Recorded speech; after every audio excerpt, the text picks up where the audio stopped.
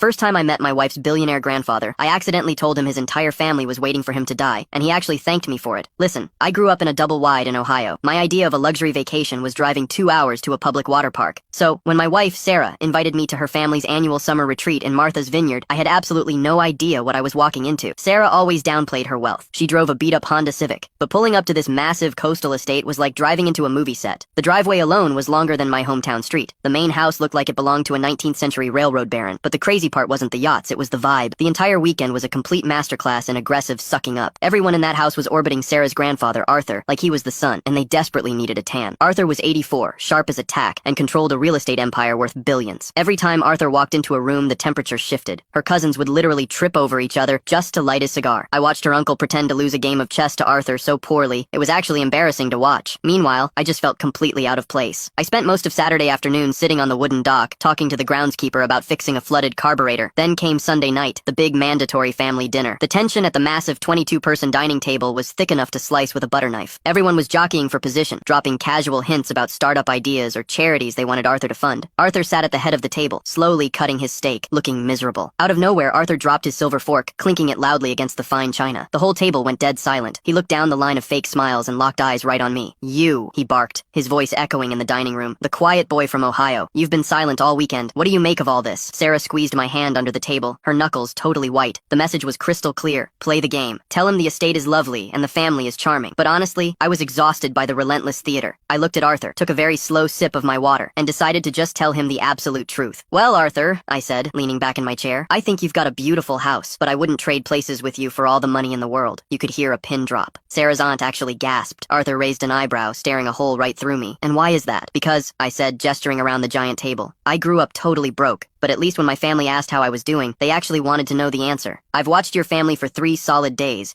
and not a single person has talked to you. They've only talked at your wallet. It looks incredibly lonely." I braced my